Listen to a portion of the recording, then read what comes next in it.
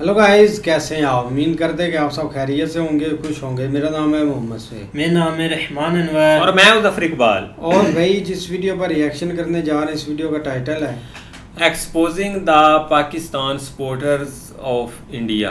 देखते हैं भाई वीडियो। अगर आपको वीडियो पसंद आए तो लाइक और सब्सक्राइब जरूर कर लीजिए। बाइक के साथ राइडर, कार के साथ वाइजर, बैंक में एडवाइजर और भारत में पहलगाम के अटैक के बाद पाकिस्तानी आतंक के सिंपथाइजर भरे पड़े हैं कि जब हमारे घर में हमने चौकीदार रखा हुआ है और हम कहीं चले गए हैं, हमारे घर में कोई घटना होती है तो हम सबसे पहले किसको पकड़ेंगे? सबसे पहले तो चौकीदार को पकड़ेंगे ना। एक साजिश चल रहा है भारत को गजवाए हिंद करने का, इस्लामिक स्टेट बनाना चाहे। जबकि 2014 से पहले इसकी आपको कोई बात भी कहीं सुनने को नहीं मिलती थी। सिर्फ सत्ता पाने के लिए ये देश में हिंदू मुसलमानों को लड़वाने की बात करते हैं, देश को तोड़ने की बात करते हैं। इसको भी हिंदू मुस्लिम बनाएगा, इसको भी हिंदू मुस्लिम वाला एंगल दे दोगे तुम लोग। अरे ये कोई हिंदू मुस्लिम वाला सीन नहीं है इधर। मेरा ये मानना है कि टेररिज्म का कोई रिलीजन नहीं होता। ये जो दहशतगर्दी इस वक्त मुसलमानों की तरफ से हो रही है, इसका सबब वो मजहबी फिक्र और रिलीजियस थॉट है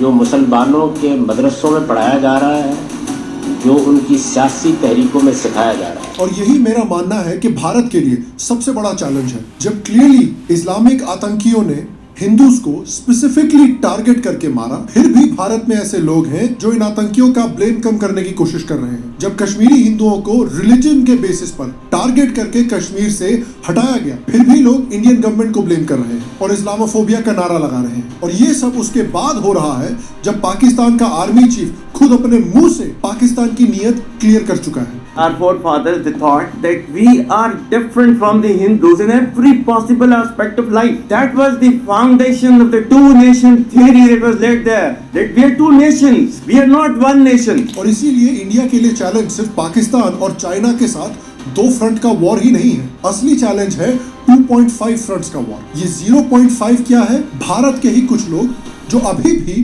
पाकिस्तान के नैरेटिव को सपोर्ट कर रहे हैं और आज हिंदूज और इस्लामोफोबिया को ब्लेम कर रहे हैं उन बेकसूर टूरिस्ट की मौत के लिए। अब वक्त आ गया है कि हम, ना सिर्फ मैं लेकिन आप जो भी इस वीडियो को देख रहे हैं, आप सब इन लोगों को क्लियरली आइडेंटिफाई करें और हर जगह इनके प्रोपेगेंडा को ओपनली चैलेंज किया जाए। 1 इंच भी स्पेस इनके प्रोपेगेंडा को नहीं मिलना चाहिए। इनको हर एक प्लेटफॉर्म पे पुशबैक देना जरूरी है, क्योंकि इस वक्त अगर आप पहलगाम के अटैक के बाद एक समय पर जब इंडियन गवर्नमेंट अपना रिस्पॉन्स प्लान कर रही है पाकिस्तान के खिलाफ, उस समय आप हिंदुइज्म को, हिंदूज को, हिंदुत्व को, भारत को ब्लेम कर रहे हैं इस अटैक के लिए, तो बेसिकली आप पाकिस्तान के लिए बैटिंग कर रहे हैं।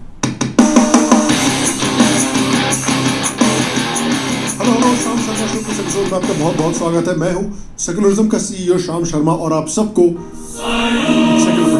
देखिए, अनफॉर्चुनेट बात यह है कि ये जो पाकिस्तान के लिए बैटिंग करने वाला बिहेवियर है, इंडिया को ही ब्लेम करने का बिहेवियर है आतंकी अटैक्स के लिए, ये इंडियन पॉलिटिक्स में बिल्कुल टॉप से आता है। हमारे राष्ट्रीय जीजा जी रॉबर्ट वाड्रा कहते हैं कि ये अटैक हिंदुत्व पॉलिटिक्स की वजह से हुआ है। In our country, we see that this government will try and show that, talk about Hindutva, and the minorities feel uncomfortable and they feel troubled when you have a survey on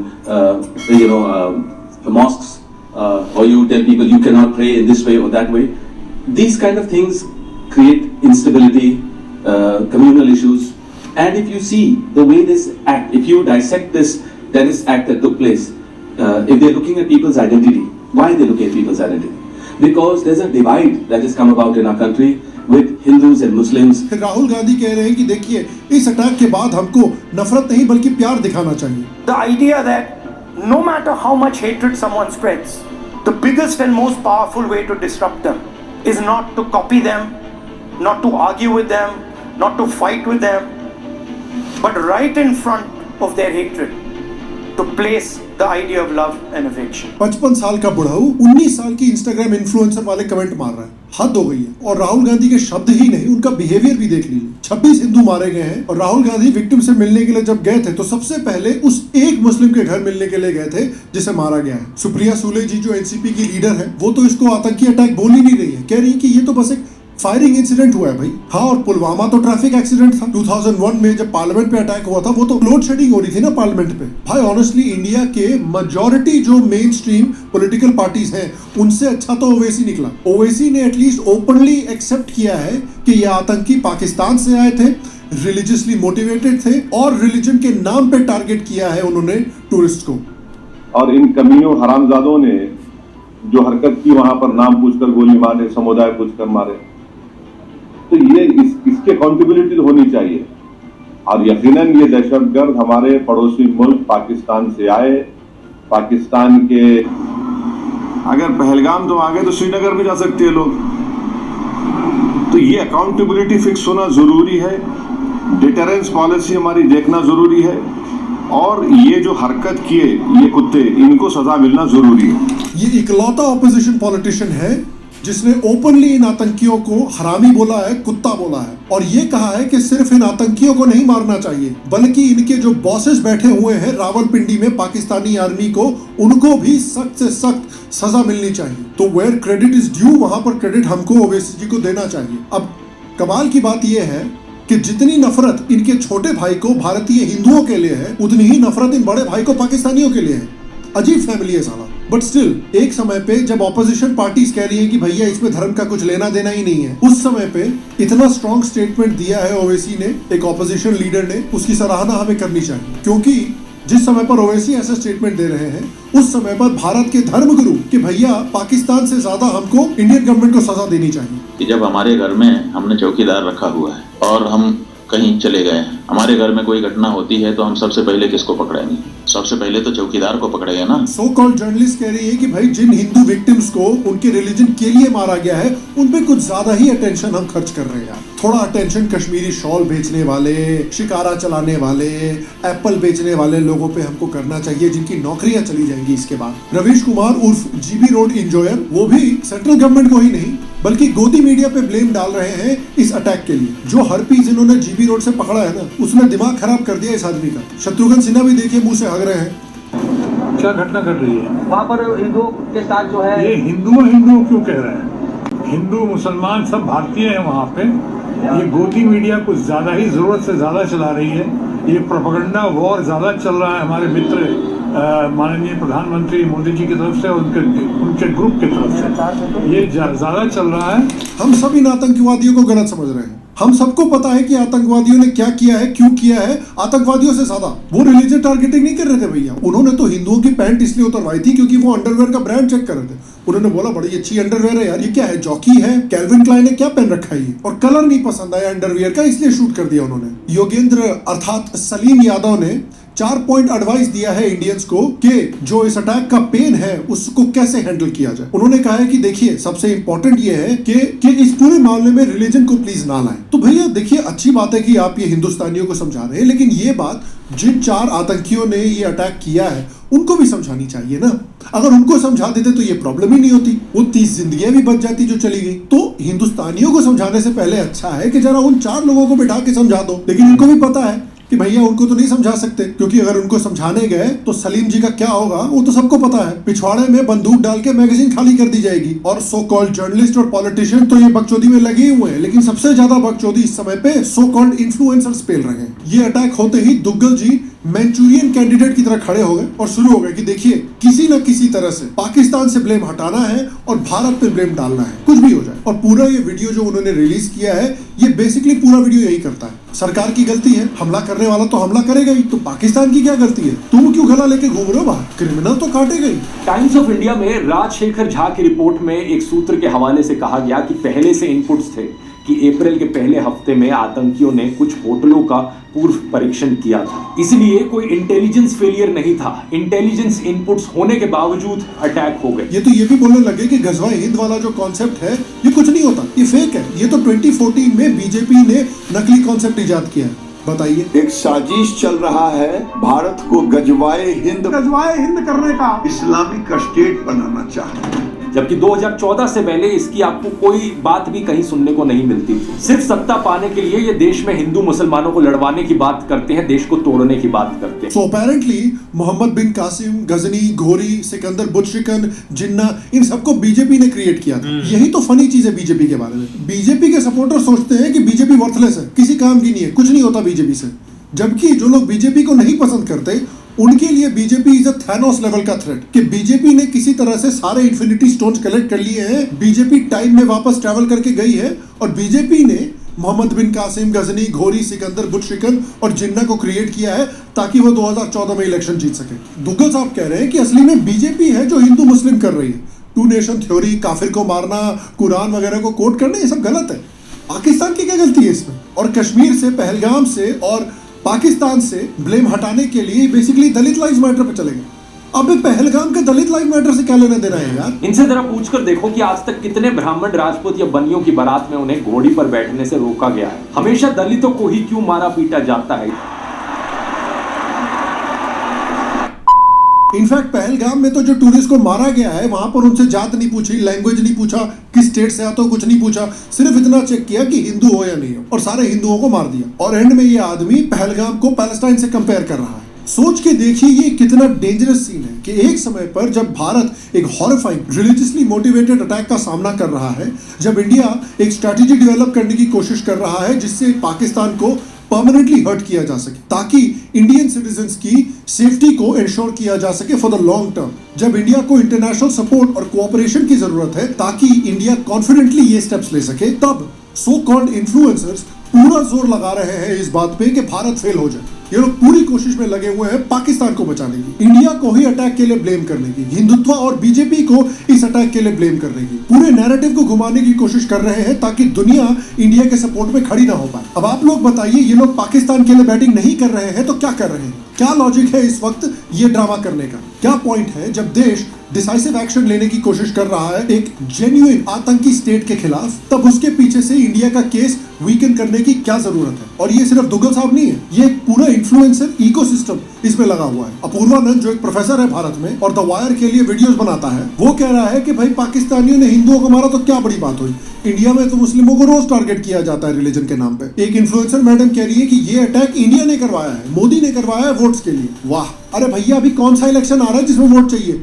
vote चाहिए थे 2024 के election में यार, वहां पे तो पूरी majority इनकी आई नहीं, उस समय करवा लेते, उस समय क्यों नहीं करवाया? इतना ही बड़ा अगर मास्टरमाइंड है मोदी कि भाई पाकिस्तान की पूरी गवर्नमेंट को, पूरे आतंकी इंफ्रास्ट्रक्चर को कंट्रोल कर रहा है, तो 2024 में क्यों नहीं करवाया? मैडम रवीश कुमार वाली बीमारी हो रखी है क्या? लोग कह रहे हैं कि देखिए इस्लामोफोबिया मत फैलाइए, इस्लामोफोबिया फैलाना बड़ी गलत चीज है इस समय पे। ये बड़ी अच्छी बात है। इसको ना हम एक दूसरे एंगल से देखते हैं कि भाई जिस तरह से इन आतंकियों ने हिंदुओं को रिलीजन के नाम पे टारगेट किया, उनके रिलीजन की वजह से टारगेट किया, और उन्होंने बोला भी है कि हम काफिरों को उनके रिलीजन की वजह से टारगेट कर रहे हैं, ठीक है? उसी तरह से मान लीजिए एक लड़की को, अगर एक आदमी ने एक लड़की होते हुए टारगेट किया और उस पर असॉल्ट किया तो क्या होता?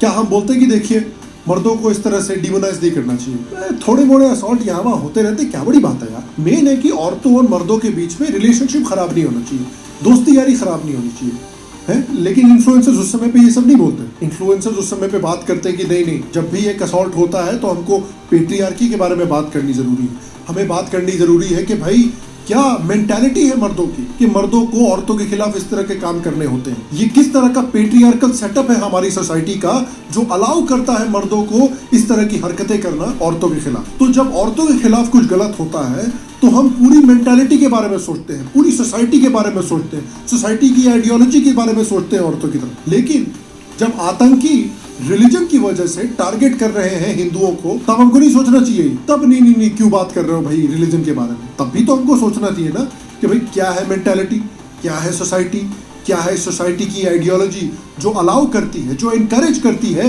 कि रिलीजन के नाम पे आप हिंदुओं को टारगेट करो। लोग कह रहे हैं कि भाई रिलीजन पे फोकस मत करो, इंटेलिजेंस के फेलियर पे फोकस करो। आईटी सेल के द्वारा रिलीजन का नैरेटिव को पुश किया जा रहा है ताकि जो भी गवर्नमेंट का फेलियर है, जो भी गवर्नमेंट की नाकामी है, उसको सप्रेस किया जा सके, ताकि लोगों में ये सेंटीमेंट जाए कि हाँ गवर्नमेंट की तो गलती है ही, लेकिन इससे प्लीज बचना। एक और सेक्युलर हिंदू इन्फ्लुएंसर है जो कह रही है कि भाई टेररिज्म का कोई रिलीजन ही नहीं होता, अटैक में हिंदू मुस्लिम एंगल ही नहीं है। दिनेश भी शर्म है, इसको भी हिंदू मुस्लिम बनाएगा, इसको भी हिंदू मुस्लिम वाला एंगल दे दोगे तुम लोग? अरे ये कोई हिंदू मुस्लिम वाला सीन नहीं है इधर। कसम से इन लोगों से ना यार हमको तो छोड़िए, आतंकी परेशान हो गए होंगे। ये इतनी मेहनत करते हैं कि भाई वी आर मेकिंग श्योर, ये जो सर्वाइवर्स थे, सर्वाइवर्स को उन्होंने बार बार बोला कि देखिए आप हिंदू हैं इसलिए आपको टारगेट किया गया है, जाके बोलो मोदी को कि हम मुस्लिम्स हिंदुओं को छोड़ेंगे नहीं। लेकिन फिर इन्फ्लुएंसर आ जाता है, बोलता है नहीं नहीं नहीं, तुमको क्या पता है, तुमने इस्लाम पढ़ा थोड़ी है, तुम मुस्लिम थोड़ी हो ढंग के, तुमने रिलीजन के लिए नहीं किया।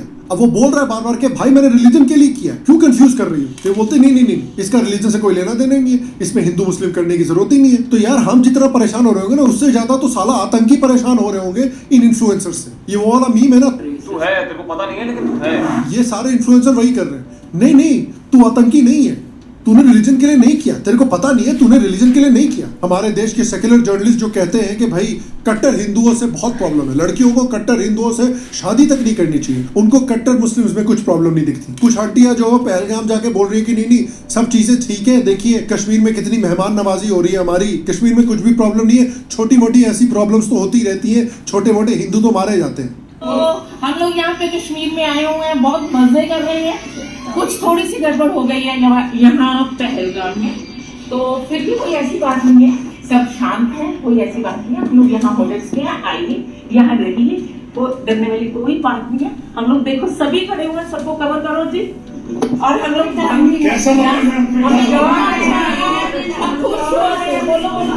अबे आंटी ये डीडीएल बना रखा है तुमने, बड़े बड़े देशों में छोटी मोटी चीजें होती रहती है सिमरन। बिग बॉस 18 के विनर करणवीर मेहरा की सुलग गई है जब से मोदी जी ने इंडस वाटर ट्रीटी सस्पेंड कर दी है।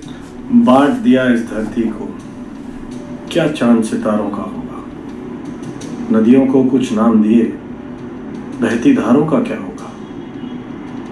शिव की गंगा भी पानी है, आबे जमजम भी पानी है, पंडित भी पिए मौला भी पिए, तो पानी का मजहब क्या होगा? पानी का मजहब कब से होने लगा? हमारे रिलीजियस लीडर्स कुछ ऐसे हैं जो कह रहे हैं कि नहीं नहीं आप इंडस का पानी नहीं रोक सकते, ये तो पॉसिबल ही नहीं है। और चौकीदार के बारे में चर्चा ही नहीं हो रही है। अब कह रहे हैं हम उनको सबक सिखा देंगे, हम ये कर देंगे, हम वो कर देंगे। पाकिस्तान की धरती से आए थे, अरे भाई पाकिस्तान की धरती से आए थे, इतनी जल्दी कैसे पता चल गया? और अगर इतनी जल्दी आपको पता चल जाता है तो घटना के पहले क्यों नहीं पता चल गया? और दूसरी बात ये है कि अगर पाकिस्तान से आए तो पाकिस्तान के खिलाफ अच्छी तगड़ी कार्रवाई करिए। आप कह रहे हैं कि हम सिंधु नदी का जल रोक देंगे, आपके पास जल को रोकने या उसको डाइवर्ट करके अपने ही यहाँ अपने ही देश में रख लेने का कोई उपाय ही नहीं। हमने विशेषज्ञों से पूछा कि अगर हम सिंधु नदी का जल पाकिस्तान में जाने से रोकना चाहते हैं तो हमारे पास क्या व्यवस्था है? उन्होंने कहा हमारे पास कोई व्यवस्था नहीं है। अगर हम आज से शुरू करें कि ऐसी व्यवस्था हम बना ले तो पैसा कितना लगेगा वो तो अभी पूछिए ही। और यही जो इन्फ्लुएंसर्स हमारे जिस तरह की बकचोदी कर रहे हैं, इस इन्फ्लुएंसर्स के स्टेटमेंट को पाकिस्तानी प्रोपेगेंडा अकाउंट्स जो हैं वो यूज कर रहे हैं इंडिया के खिलाफ अपने इस्लामिक एक्सट्रीमिज्म को व्हाइट वॉश करने के लिए। तो क्लियरली ये जो इन्फ्लुएंसर्स हैं ये ऐसा काम कर रहे हैं जिससे पाकिस्तान को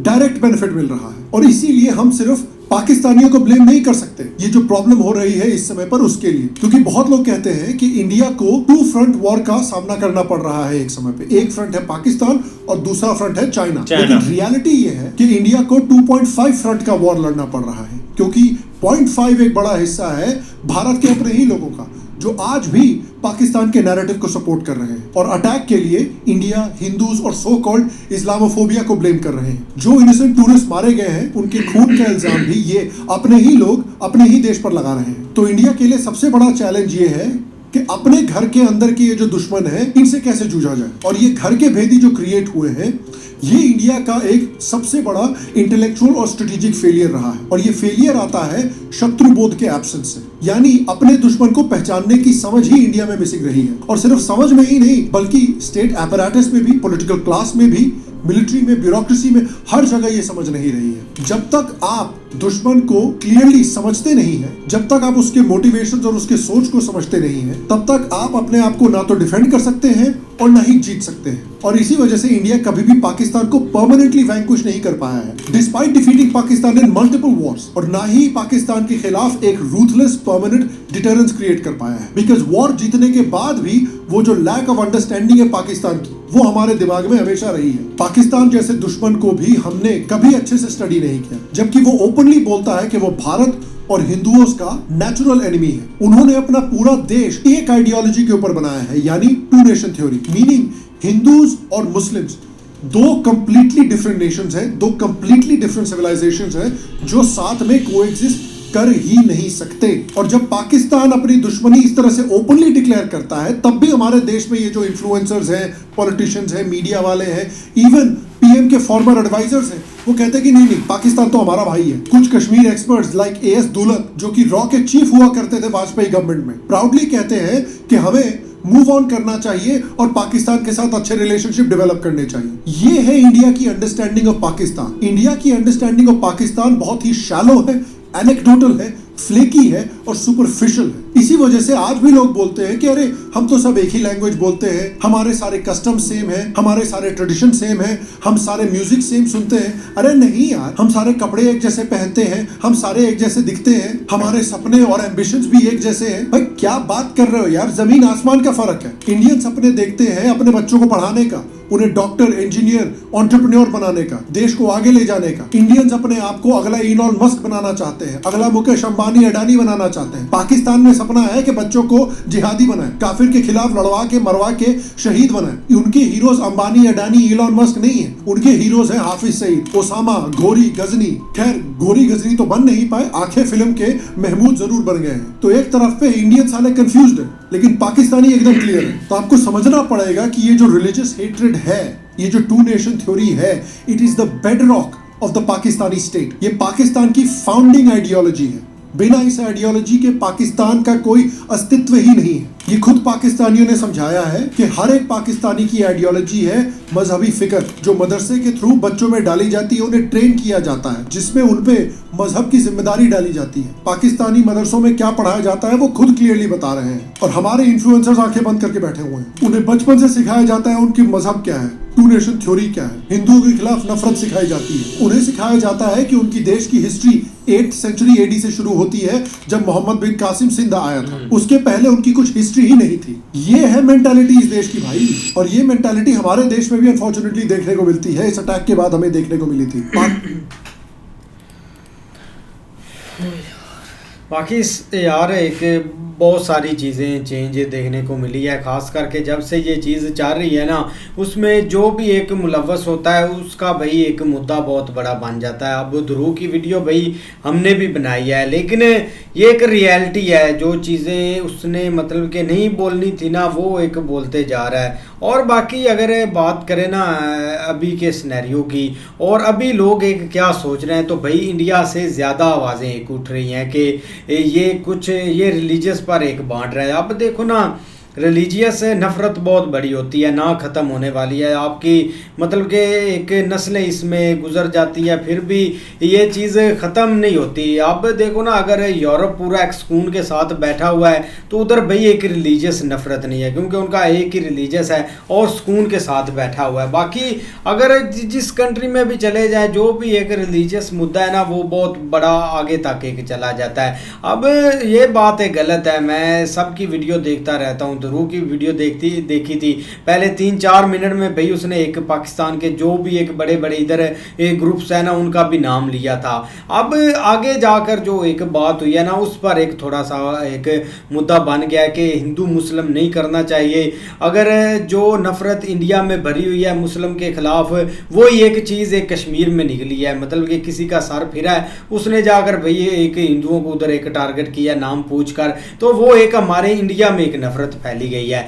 बाकी अगर बात करें ना, तो पाकिस्तान के अभी भी एक हालात बहुत एक नॉर्मल है। अभी लोग इधर बहुत सारी चीज़ें एक फेस कर रहे थे, वेले लोग हैं। अब इस चीज़ को आगे लेकर जाना और पीछे से बहुत सारी चीज़ें चेंज होना, वो हमें खुद एक समझ नहीं लग रही कि ये ऐसा एक हो क्यों रहा है। बाकी अगर इंडिया के सिनेरियो की बात करें ना, तो भाई अभी तक मामला शांत नहीं होने वाला। आज भी एक मीटिंग थी, एक अमित शाह अलग मीटिंग कर रहे थे, एक पीएम मोदी के घर आए हुए थे वो, और अलग अलग मीटिंग ही हो रही हैं। समथिंग एक बड़ा होने वाला है, और देखो आगे क्या होता है। चाइना भी खुलकर एक मैदान में आ गए। चलो चाइना तो अपनी एक जेलसी निकालने आता है, जो एक इंडिया में चीज़ें चल रही है, और जो एक कंपनीज इधर आ रही थी उसका थोड़ा सा उनको भाई एक भय है। लेकिन बाकी अब सारे मुल्क भाई इसमें कूदते आ रहे हैं आस्ता आस्ता। बिल्कुल यार, सर की जो वीडियो है ना वो काफ़ी अच्छी है। जो सबसे बड़ा है ना भाई, उन्होंने एक जो अपने एक यूट्यूबर अपने देश में लोग बैठे हुए हैं ना,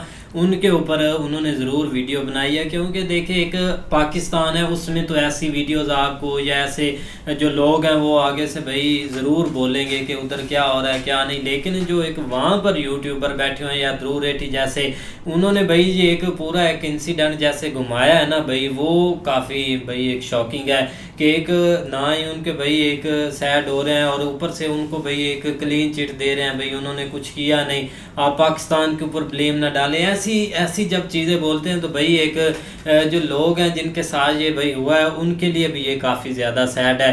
और जो भाई एक वैसी है उनकी काफ़ी ज़्यादा वीडियो वायरल हुई थी, उन्होंने वायरल किया भाई, उन्होंने एक सही है एक पॉइंट बोला है कि भाई जो हुआ है जहाँ से हुआ है, उन्होंने एक सीधी बात बोली है।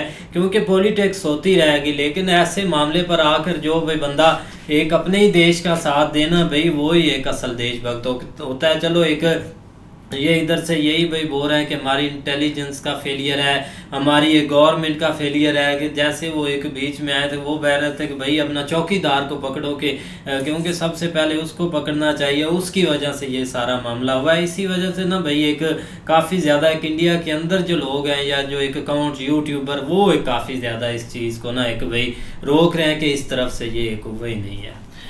नहीं बिल्कुल ऐसे क्या, लेकिन देखो ना कि भाई दो तरह की एक अपोजिशन होती है। एक होती है कि भाई आप गवर्नमेंट के जो भी कोई स्टेप है उसके ऊपर तनकीद करें, कोई परफेक्ट नहीं होता। अगर अपोजिशन ना हो तो कोई भी एक मुल्क के अंदर जो है ना वो मतलब एक तरह की आप कह लें कि डिक्टेटरशिप ही होती है, लेकिन जमहूरियत में ये चीज़ें होती हैं। लेकिन जब इस तरह का भाई सीन आता है ना कि लोग इस एक अपोजिशन से हट के उससे जो मतलब एक सेंटीमेंट के ऊपर आ जाते हैं तो वो चीज़ सही नहीं है। आप ठीक है उधर के कुछ जिस तरह आप उन्होंने शार्ट एक इंटरव्यूज भी दिखाए हैं, वो लोग बिल्कुल जो है ना वो एक डिफरेंट टाइप की एक तनकीद कर रहे हैं। बेसिकली मुद्दा बिल्कुल और है, मुद्दा ये है कि जिस तरह वैसी ने एक तनकीद की या तनकीद कह लें या एक आड़े हाथों लिया ना, वो बिल्कुल उसने सही लिया है। देखो ना जब मुल्क की बात आती है तो भाई वो सबसे पहले एक जो है ना वो सबको इकट्ठा होना चाहिए। लेकिन भाई हर किसी एक अपनी अपनी थिंकिंग है। एक कुछ लोग नफरत में इस हद तक आगे निकल जाते हैं कि उनको कोई चीज़ की समझ नहीं आती। लिहाजा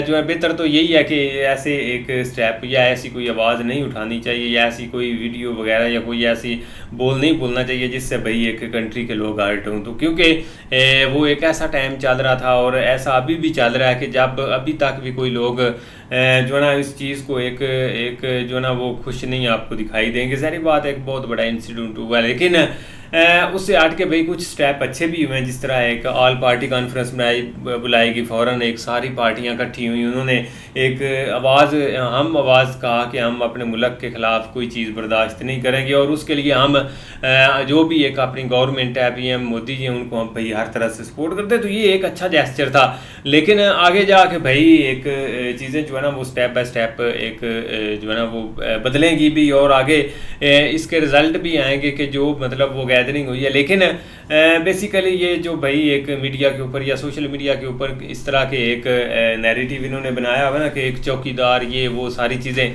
यार ये कुछ भी नहीं है। ये देखो ना कि कोई बड़े बड़े कंट्री उनके अंदर भी ये इस तरह के वाक़यात हो जाते हैं, लेकिन बेसिक जड़ के ऊपर जाना चाहिए और इस दफ़ा जो लग रहा है ना वो भाई एक जड़ ख़त्म होगी। बाकी आप देखते हैं नेक्स्ट वीडियो में। अगर आपको वीडियो पसंद आए तो लाइक और सब्सक्राइब ज़रूर कर लीजिए।